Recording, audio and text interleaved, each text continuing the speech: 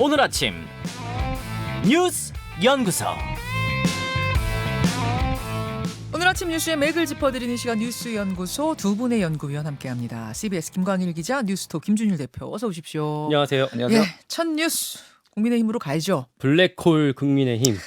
그야말로 산 넘어 산 블랙홀로 빠지는 느낌이에요. 네, 뭐 경랑, 진퇴양난 어떤 표현을 써도 부족할 것 같은데 일단 당의 계획을 먼저 말씀을 드려볼게요. 예.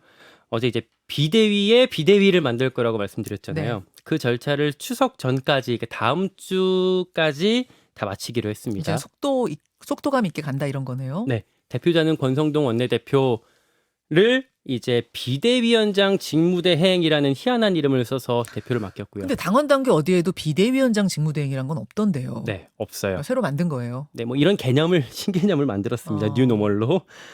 절차가 어떻게 되냐?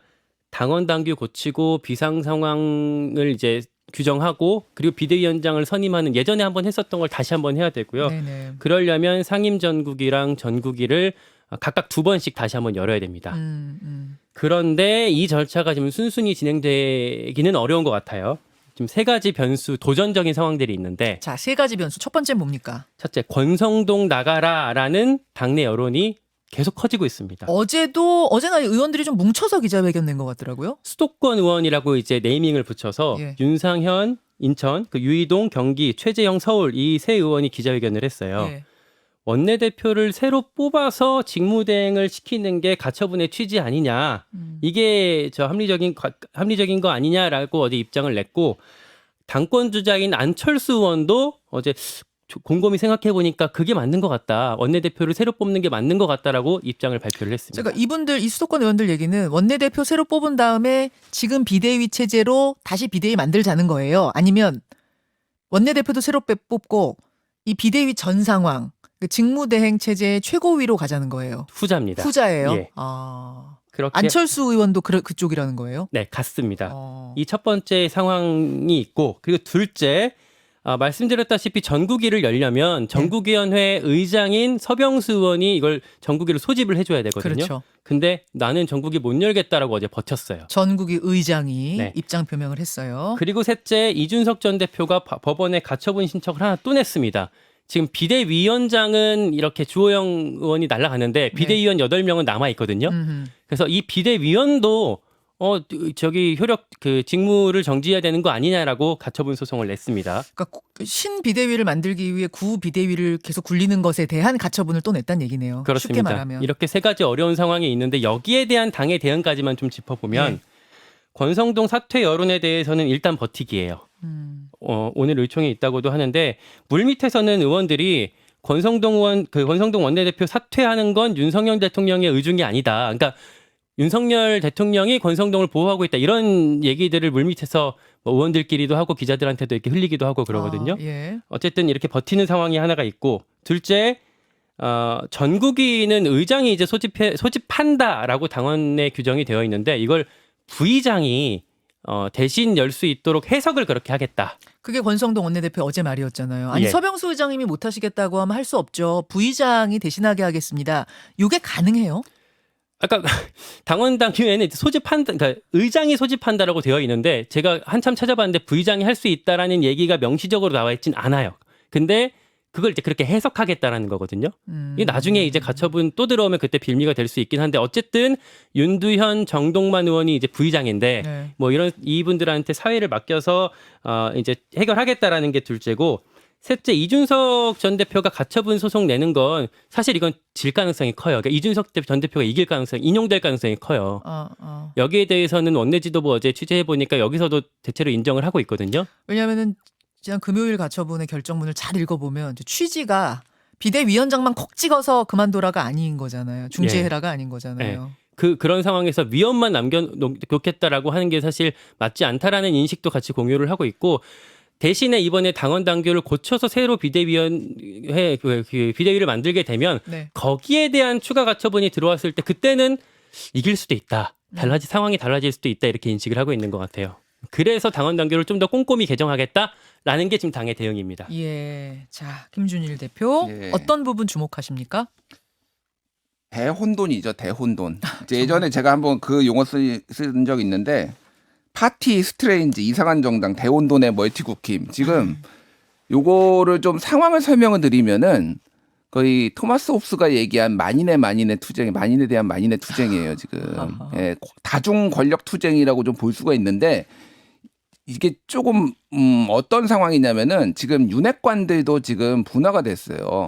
그래서 권성동계와 장제원계 그래서 장핵관과 권핵관이라고 또 뭐 언론에서는 쓰더라고요. 여기에서도 서로 책임을 지금 떠넘기고 있는 상황이에요. 아하. 뭐냐면은 지난번에 의총에서 윤한홍 의원이 권성동 의원하고 좀 가깝거든요. 예. 윤한홍 의원이 지난번에 그 초선 의원들 그 갑자기 연판장 돌려서 그 성명 발표했잖아. 한 말씀 해보시라라고 하면서 그때 박수영 의원이 주도를 했거든요. 그러니까 그 연판장 돌린 상황이란 거는 이제 비대위로 가자. 고연판장 막 돌린 거요. 배현진 의원 예. 최고위원이 나 그만두겠다 하고 고무렵. 예. 예, 고무렵에 초선들이 막 연판장 돌렸죠. 비대위로 그거를 가자고. 이제 박수영 의원이 주도했는데 박수영 의원 같은 경우는 장제원계예요. 예. 쉽게 얘기를 하면은. 예. 그래서 그러니까 권성동 원내대표 측은 뭐냐면은 그래서 직무대행으로 가자고 한 건데 네. 지금 강경파들이 이렇게 해놓고 책임은 지금 권성동한테 지라는 거냐. 그 당시 사실 권성동 원내대표는 이 비대위 체제로 가는 것에 대해서 반대했던 걸로 알아요.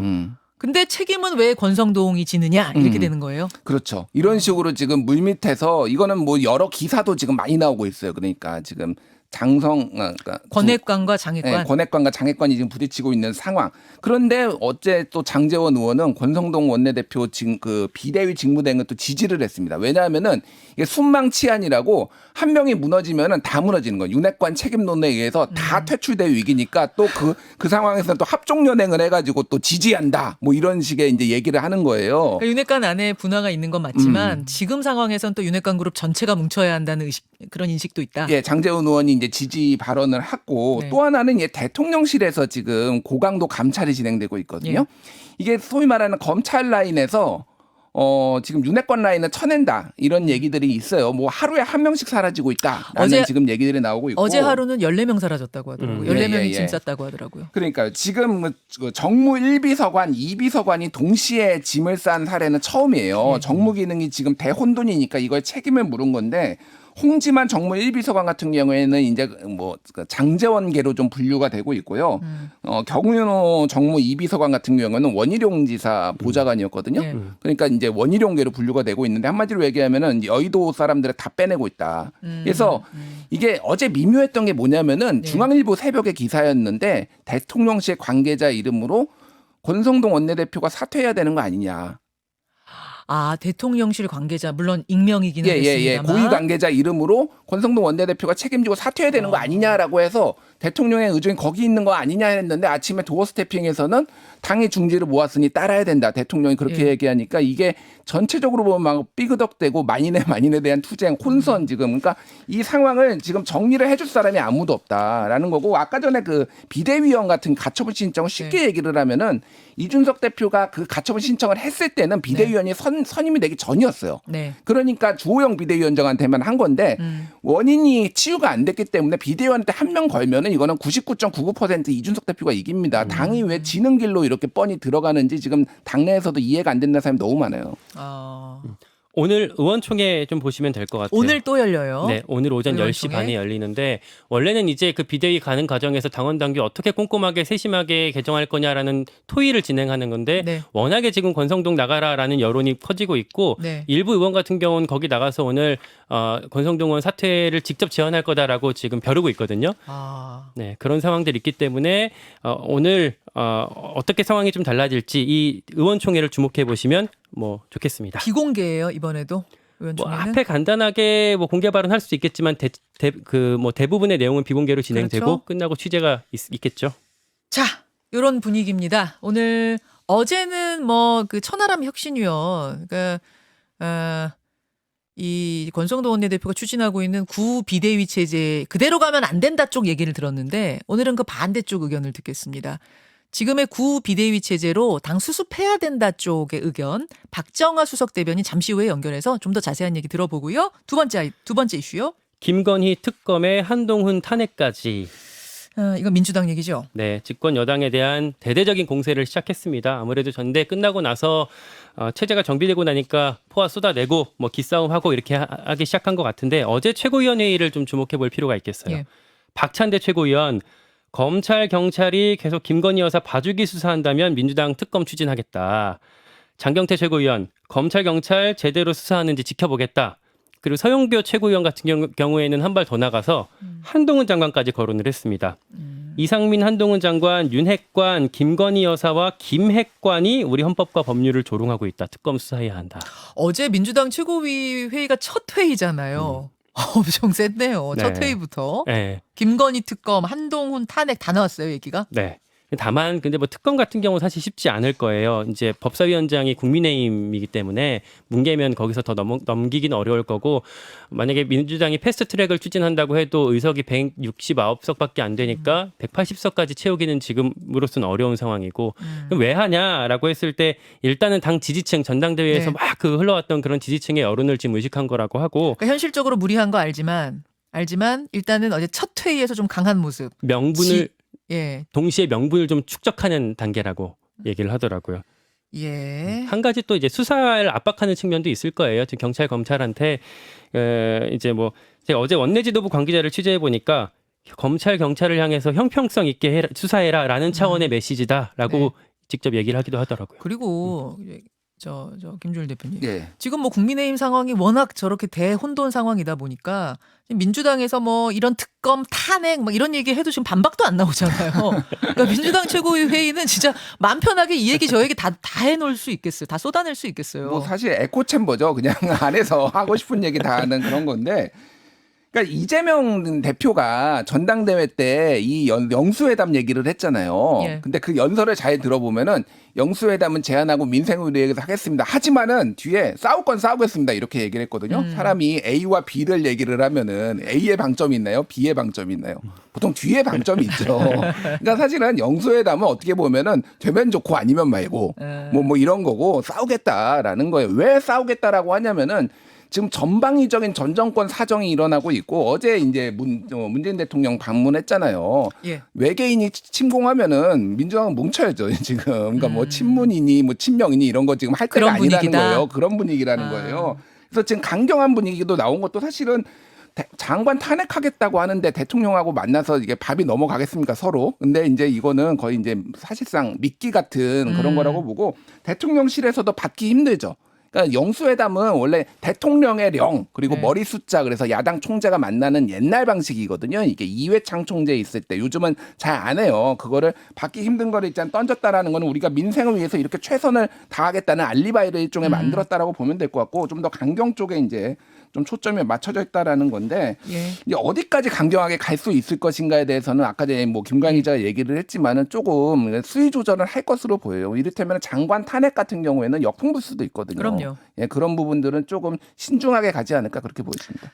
어쨌든 이재명 대표의 민주당 예상대로 첫날부터 상당히 세게 나온다. 예, 예. 강한 민주당을 이제 모토로 하고 있잖아요. 굉장히 강하게 갈 것 같은 느낌이에요. 영수회담 같은 경우 어제 말씀드렸지만 대통령실에서는 그 여야 지도부 회담을 지금 어제도 또 얘기를 하고 있거든요. 예. 근데 사실 그 말은 그 여당 야당이 같이 이제 논의해 갖고 그걸 꾸려야 되는데 여당은 지금 지도부가 애매하잖아요. 뭐 그러니까요. 비대위도 없고 그런 상황이기 때문에 이제 국회로 좀 떠넘겨서 어차피 지금 당장 못할 것 같고 뭐 대장동 특검이나 옛날 특별감찰관 같은 경우도 이제 국회에서 합의해와라 이랬잖아요. 이런 식으로 여야 지도부 회담을 하자라고 하면서 결국 차일피일 미루는 것 같습니다. 자, 세 번째로 갑니다. 다시 검은 월요일 죄송합니다. 검은 월요일. 어제 주가 많이 떨어졌어요. 코스피가 2%가 그 이상 급락을 했습니다. 네. 그 낙폭으로 따졌을 때 지난 2달 만에 가장 컸고요. 외국인 기관 매도세가 컸습니다. 2.18% 떨어졌어요. 네, 이게 얼마나 빠졌냐 보면 개별 종목별로 보면 삼성전자 2.33, SK 하이닉스 2.73, 네이버가 3.31, 카카오가 5%나 빠졌습니다. 그래요. 이게 미국발이에요. 원인이 주말 사이에 이제 미국 연준의 파월 의장이 발언을 했었는데 또 한 번 큰 폭의 금리 인상이 적절할 수 있다. 금리 인상 쉬어갈 때가 아니다. 이렇게 발언하면서 그 파장이 지금 계속되고 있습니다. 예, 그래요. 이 환율도요. 지금 워낙 1,350원 깨졌잖아요. 예. 이것도 큰일이에요. 그렇죠. 뭐 1,400원대까지 갈 수 있는 거 아니에요. 어제만 19원 정도 올랐거든요. 그래가지고 지금 문제는 인플레이션이 계속될 거라는 얘기가 나오고 있어요. 왜냐하면 환율이 오르면 수입 물가가 오르니까 점점 오르잖아요. 예. 게다가 지금 10월 달에 전기요금, 가스요금 지금 동시에 올린다라는 것도 예고돼 있고 또 하나는 지금 유럽이나 중국의 가뭄이 엄청 들었잖아요. 네. 그럼 곡물 가격 10월 되면 엄청 오를 거다. 그러면은 지금 인플레이션의 지금 압박에 벗어날 수 없으면은 고금리 기조는 당분간 한은도 계속할 수밖에 없다. 이렇게 나옵니다. 예, 1달러당 원화 가치가 1,350.4원.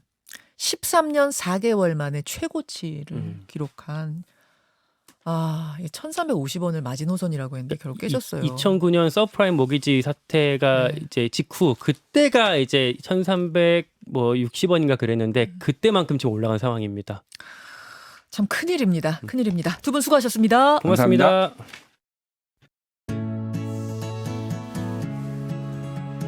김현정의 뉴스쇼는 시청자 여러분의 참여를 기다립니다. 구독과 좋아요, 댓글 잊지 않으셨죠? 알림 설정을 해두시면 평일 아침 7시 20분 실시간 라이브도 참여하실 수 있습니다.